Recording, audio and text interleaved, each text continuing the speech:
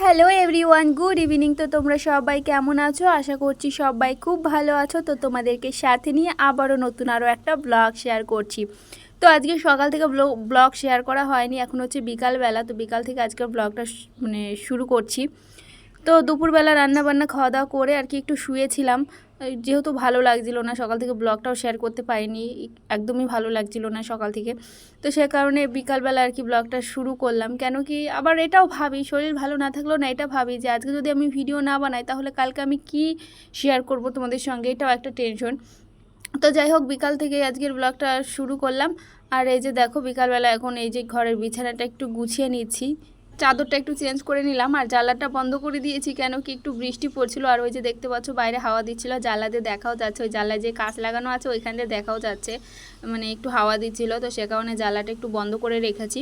আর আমাদের ওই সাইডে যেহেতু মানে জানলার ওই সাইডে আর কি অনেক গাছপালা আছে, হাওয়া দিলে না পাতা টাতা সব মানে নোংরা টোংরা ঘরে চলে আসে। তো সে কারণের জন্য আর কি জানলাটা বন্ধ করে দিয়েছি। আর অয়নও ঘুমিয়েছিল, অয়নের সঙ্গে সঙ্গে আমিও একটু ঘুমিয়ে নিলাম।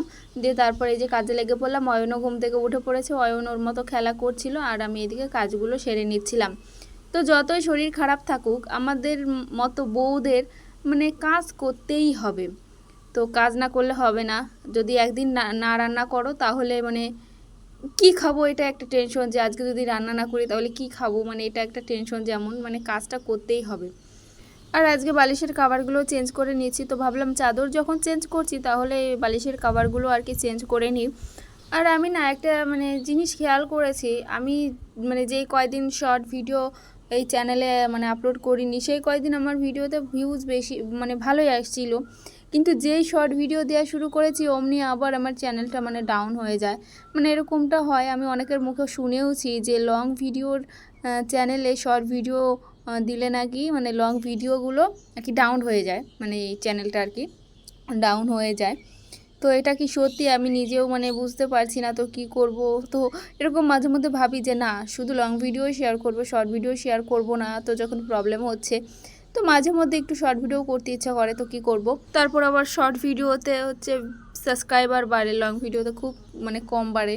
তো নানান রকম টেনশন। তো এমনিতেই আমার জানো তো মানে এক দিক নিয়ে যে মানে খেটে যাব সেটা না আমার দ্বারা হয় না, জানো তো, যে এক লাইনে আর কি খেটে যাব, যে এটা করছি এটাই করব, এটা আমার দ্বারা হয় না। আমার আবার দুদিন পর পর আমার মানে চিন্তা ভাবনা চেঞ্জ হয়, এখন মনে হয় এটা, আবার দুদিন পরে মনে হয় ওটা। তো এই আর কি, তো এরকমটা কেন হয় আমি জানি না। তো যাই হোক, বিছানাটা গুছিয়ে নিলাম, আর এই যে ড্রয়ারের ওপরটাও একটু পরিষ্কার করে নিচ্ছি, আর এই যে অয়নের জলের বোতলটা ওইখানেই রেখে দিচ্ছি, যাতে ওর যখন জল খেতে ইচ্ছা করে তখন ও নিজে হাত দিয়ে নিয়েই খেতে পারে। তো ওপরে রাখছি না, এখানে রাখলে ও নিচের থেকেও পারতে পারবে, আবার বিছানার থেকেও নিতে পারবে। তারপর এই যে টিভির ওপরে যে পুতুলগুলো ছিল মানে যে টেডিগুলো ছিল সেইগুলো না অনেক দিন হয়ে গেছে না, ঝেড়ে পরিষ্কার করা হয় না। যখন ঘরটা ঝাড়ু দিই তখন না সব ধুলোগুলো যেন ওই মানে পুতুলগুলোর উপর গিয়ে লাগে। তো সে কারণে ভাবলাম যে একটু মুছে দিই, টিভিটাও একটু মুছে দিই। আর টিভি তো আমাদের সেরকম দেখাই হয় না, ওই যে তোমাদের দাদাভাই রাত্রেবেলা এসে একটু খেলা দেখে, এই যা। আমার তো টিভি দেখতেই ইচ্ছা করে না। আমি তো তোমাদের দাদাভাইকে সবসময়ের জন্য বলি যে ফালতু ফালতু টিভিটা কিনে রেখে দিয়েছো, তো আমার তো ভালো লাগে না টিভি, আমি মানে আমার দেখতেই ইচ্ছা করে না টিভি। তোমাদের দাদাভাই ওই একটুখানি খেলা দেখে, এই আর কি। তবে যখন লোকজন আসে তখন একটু আবার মানে একদিকে ভালো হয়, ওই টিভিটা চালিয়ে দিয়ে বসা যায়, একটু গল্প টল্প করা যায়, এই আর কি। আর এই যে কুলারটা একটু মানে নামিয়ে আর কি ওর নিচে একটা মশারি আছে সেটা আর কি রেখে তারপর আর কুলারটা রেখে দিলাম, আর এই যে অয়নের মশারিটা ওইখানে রেখে দিচ্ছি। আর ঘরটা যখন এলোমেলো হয়ে থাকে তখন যেন মনে হয় আমার কত কাজ ঘাড়ের উপর চেপে আছে, মানে এরকমটা মনে হয়। যখন ঘরটা একটু গোছানো হয়ে যায় যেন নিজেকে যে এত হালকা লাগে, তো কী বলবো, তখন মনে হয় ইস, আমি এই বিছানায় শুয়েও আমি খুব শান্তিতে থাকতে পারবো। তো এরকমটা মনে হয়। আর দেখবে নিজের ঘরের থেকে তুমি যতই রাজপ্রাসাদে যাও, যতই ভালো ঘরে যাও না কেন, ওই নিজের ঘরে যে শান্তিটা ওইটা না কোথাও খুঁজে পাওয়া যায় না। আমি তো পাই না, আর কে পায় আর না পায়, আমি তো পাই না। আর আমি না এখন ছাদে এসেছি ভিডিওটা এডিট করতে, যেহেতু অয়নের পাপা দুজনেই দুপুরবেলা ঘুমোচ্ছে খাওয়া দাওয়া করে। তো সে কারণের জন্য আমি ভিডিওটা এডিট করব কোথায়, একটু বাদেই তো ভিডিওটা পোস্ট করতে হবে, কোথায় গিয়ে এডিট করব, সে কারণের জন্য ছাদে এসেছি ভিডিওটা এডিট করতে। আর এইদিকে কোকিল তো কী ডাকাডাকি শুরু করেছে, তো একটু থেকে থেকে ভিডিওর ভয়েসটা দিয়েছি, তাও যখনই ভয়েসটা দিতে যাচ্ছি তখনই কোকিল শুরু করে দিচ্ছে তার ডাক। তো কি আর করবো, তোমরা একটু ম্যানেজ করে নিও। তো যাই হোক, এই যে একটু আলমারিটা মুছে দিলাম। অয়ন কি করছো? বালিশ দিয়ে কি বানিয়েছো ওটা? ঘুম ঘুম বানিয়েছো বালিশ দিয়ে? খুব দুষ্টু হয়েছো তুমি। বালিশগুলো নিয়ে ও গাড়ি বানিয়েছে। এইমাত্র আমি বিছানাটা গোছালাম, ও বালিশ দিয়ে দেখো কি বানিয়েছে।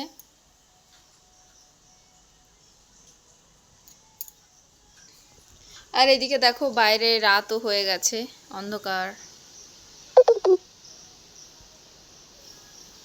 বৃষ্টিও পড়ছে এখনো ঝিরিঝিরি। আজকে তো সারা দিন বৃষ্টি পড়ছে, সেই কালকে থেকে শুরু হয়েছে, আজকেও সারা দিন পুরো বৃষ্টি।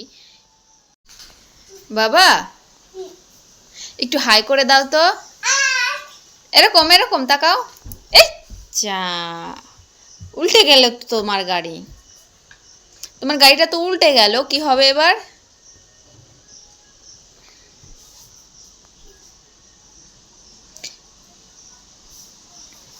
পড়ে যাবে।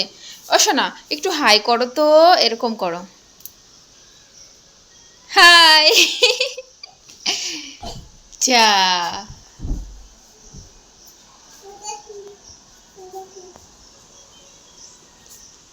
তো এখন বাজে হচ্ছে সন্ধ্যা 6:30। আর এই যে এখন একটু বসে আছি। আর এই যে অয়ন খেলা করছে, এতক্ষণ বিছানায় খেলা করছিল। এই যে তোমাদের দেখালাম যে গাড়ি বানিয়েছে বালিশ দিয়ে, এখানে খেলা করছিল। দিয়ে এখন আর কি এই যে নিচে নেমে খেলা করছে। আর দুদিন ধরে তো একটানা বৃষ্টি হয়েই যাচ্ছে। তবে বৃষ্টি হলে কি হয় বলো তো, মানে ঘরের মধ্যে থাকলে অতটা অসুবিধা হয় না, ঠান্ডা ঠান্ডা ওয়েদার। কিন্তু গরমের থেকে আমার বৃষ্টিটাই বেশি ভালো লাগে। তো আমার সেটা অসুবিধা হয় না, আমার বৃষ্টি বেশ ভালোই লাগে। তো যাই হোক, এই যে অয়ন দেখো আবার চলে এসেছে উপরে। আর এখন আমি যাব হচ্ছে রান্নাঘরটা মুছতে। দুপুরবেলা যখন রান্না করেছিলাম, রান্না করার পর রান্নাঘরে এমনি সব কিছু মানে বাসন কোসন সব কিছু ধুয়ে টুয়ে পরিষ্কার করেছি, শুধু রান্নাঘরটা মোছা বাকি আছে। তো যদি সঙ্গে সঙ্গে করে ফেলতাম না, কাজটা আমার কখন হয়ে যেত। যেই ভেবেছি যে একটু পরে করব, একটু পরে, তো পরেই রাত হয়ে গেল। কি দিয়ে মারলে, ঠিক আছে, ওইটা ছুঁড়ে মারলো। তো যখনকার কাজ তখন করে ফেললেই অল্প সময়ের মধ্যে হয়ে যায়, পরে ভাবলে সেটা আর হতেই চায় না, আলসি লেগে যায়। তো কি আর করব, চলো এখনই আর কি রান্নাঘরটা মুছে তারপর ভাতটাও বসিয়ে দেবো। তো এই করবো, অয়ন ঘরে খেলা করতে থাকুক, ততক্ষণ আমি মানে রান্নাঘরটা মুছে ভাতটা বসিয়ে দিই। তো দুপুরে তরকারি আছে, তারপর হচ্ছে উচ্ছে ভাজা করেছিলাম সেটাও আছে। তো সেটা দিয়ে রাত্রে খাওয়া হবে, শুধু ভাতটা করলেই হয়ে যাবে। তো চলো দেখতে থাকো তোমরা ব্লগটা। তো এই যে এখন রান্নাঘরে এসে আগে গ্যাস ওভেনটা মুছে নিচ্ছি। আর রান্না করার পর গ্যাস ওভেনটা যদি না মোছা হয়, কেমন যেন নোংরা নোংরা লাগে। তখন তো আমার মাথায় এই চিন্তাটাই আসে যে কেউ এসে আমার এখন এই অবস্থাটা না দেখে, যখন মোছা টোচা হয়ে যাবে, পরিষ্কার করা হয়ে যাবে, তখন যেন মানে সবাই আসে। কেন কি আমার আবার ভালো লাগে না এই নোংরা জিনিস মানে কাউকে দেখাতে। তখন আবার সে ভাববে হয়তো যে আমি সবসময় এরকমই থাকি। এটা হয় জানো তো, এটা সত্যিই হয়। কারণ অনেক সময় দেখবে ঘরটা অগোছালো থাকে, কেউ হট করে চলে আসে, তখন হয়তো সে ঘরটা দেখে বাইরে গিয়ে বলে যে এরকম অবস্থা ঘরের ভেতর। অনেক হয়, অনেক সময় হয়। আর সবার কথা বলছি না, এরকম দু একজন লোক আছে জানো তো, মানে এরকমটা পরনিন্দা যেটা হয় না, ওইটা।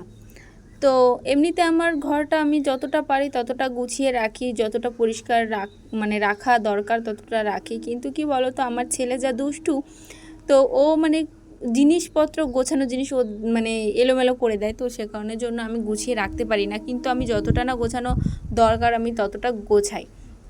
তো এই আর কি। তো যাই হোক, গ্যাসের ওভেনের এই পাশটা মোছা হয়ে গেছে। এখন এই যে মাইক্রোওভেনের ওপরের কাপড়টা একটু ঝেড়ে দিচ্ছি, ঝেড়ে ওইটা আর কি পেতে দেবো।